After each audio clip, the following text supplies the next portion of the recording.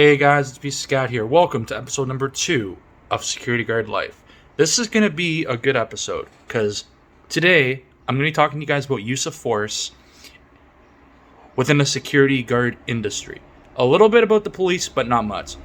Before anything goes forward, I'm not an expert. I just know a lot about it. Secondly, I said this in my last video.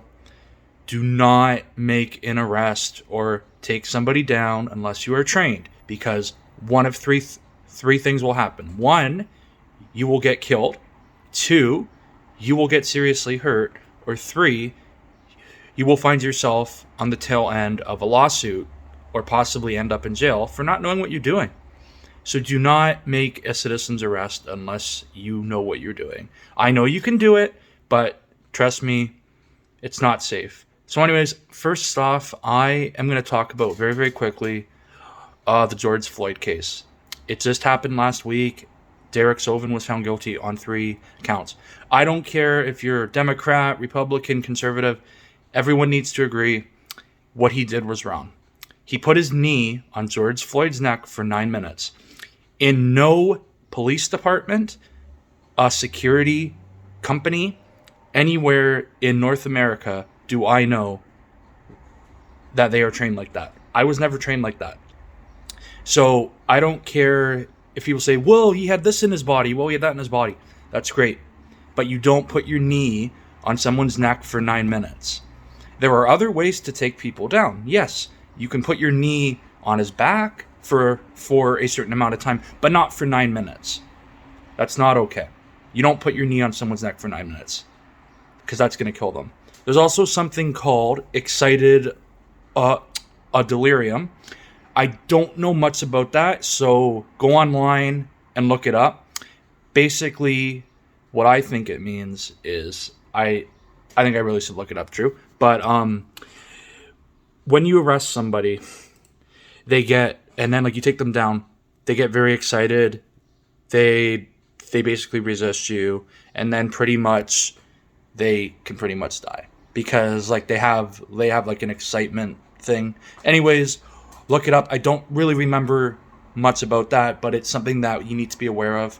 So anyways, I'm going to show you the National Use of Force model. Now this model is used for police officers, security guards, and armored car guards throughout Canada.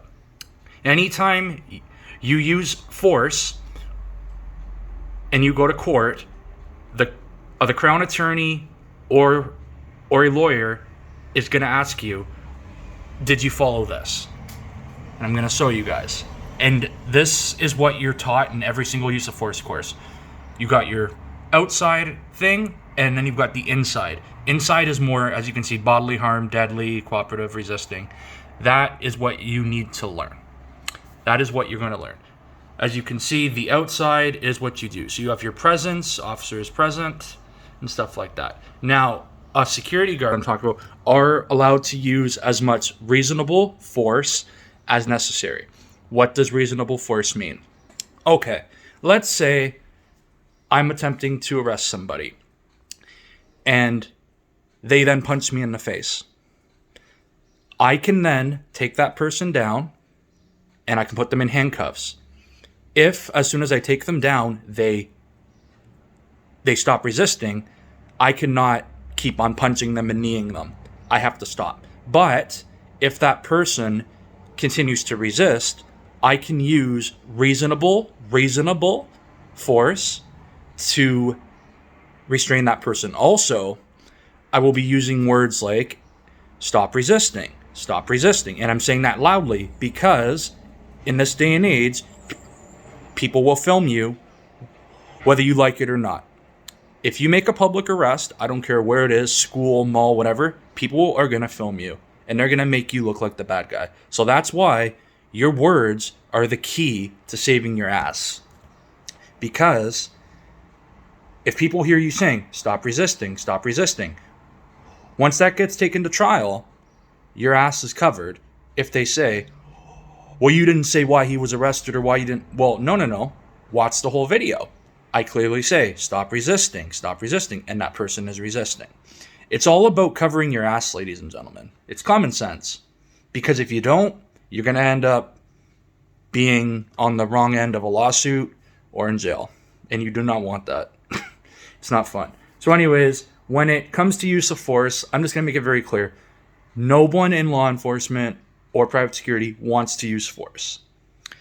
The joke is because it's a lot of paperwork, which it is, because as soon as you use force, you have to do an incident report and you have to justify why you use that force. And there's a ton of other paperwork that you have to do, and then that all goes to court. But seriously, if you use force, it is not okay. If you use force, a lot of times there's always that risk of somebody being hurt, you being hurt, that person being hurt, of course, because you don't know what will happen. Now, for private security guards within Ontario, you are only allowed to carry handcuffs and a baton. For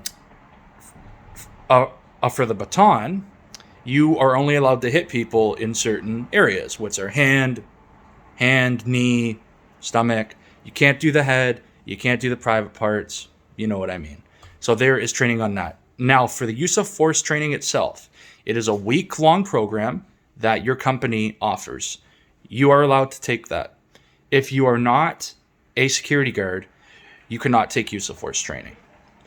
So for the use of force training, you basically learn the law, theory, baton techniques, handcuffing techniques, the double locking technique, which is where you might see on like a cop show where they have to use a double handcuffs. And that could be if you're dealing with a mental health patient and they're resisting, or if you're dealing with a bigger person and sometimes you have to use two handcuffs.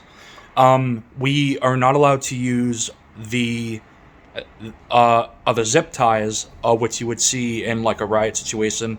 Cannot use that. We are not allowed to use a spit cover. We're not allowed to use any of that stuff. And if you ever see like security guards using that, that's probably in the United States where they are governed differently, or it's in the movies. But here in Ontario, a private security guard, not police officer, because that's a whole different story. Security guards are only allowed to carry handcuffs and a baton. That's the only thing that they're allowed to carry. They are not allowed to carry a pepper spray, firearms, only in certain situations if they work in very, very, very, very, very rarely, which is hardly ever in Ontario. So another thing that I was going to touch on was about use of force is that, so I'm just trying to think. So like I said, there's a lot of paperwork. You have to document why you used the force and why it was justified. You really like the key to use of force is you have to justify. You have to literally tell the court, I did this and I think I was right, which of course you should.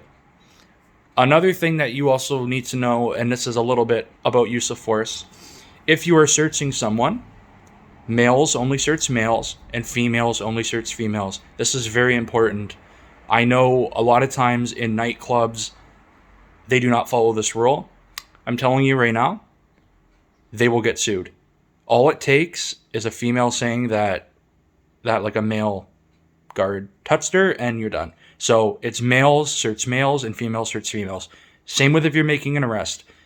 If you're arresting a male, then yes, a male security guard. If you're arresting a female, it has to be a female security guard. If you don't have a female security guard with you, you need to call someone who's a female. Same with if you're checking bathrooms. Male search male bathrooms and female search female bathrooms. Now, when it comes to the LGBTQ2 community, I don't really know what the law is about that, about like if there's a person who's trans. I don't know.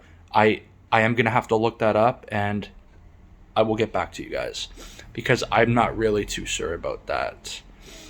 Also, if you're doing a search, if you're searching people's belongings, you need to be extremely careful and do not touch anything in that bag. You are not a police officer. You do not have the right to seize anything. As soon as you make an arrest, you need to call a peace officer. As soon as you make the arrest, as soon as that person is now restrained, situation's over, you must turn that person over to a peace officer. That is the law. Even as a private citizen, if you make an arrest, as soon as you can, you must contact a peace officer. You do not wait around. You do not do that. You call peace officer. That is the law. You cannot wait around. All right, guys, I think that pretty much answers everything. If you have any more questions, comment below. If you have any comments to make, comment below. If you want any more information, I will post the link to this website, the Ontario government website, the Ministry of the Solicitor General. I will post that into the info box, and you guys can go on here and look through it all. Next week's episode, we are going to talk more about patrol techniques and how to do a proper patrol, because it's really simple. A lot of this stuff is very, very simple. It's common sense if you know what you're doing. All right, guys. Peace.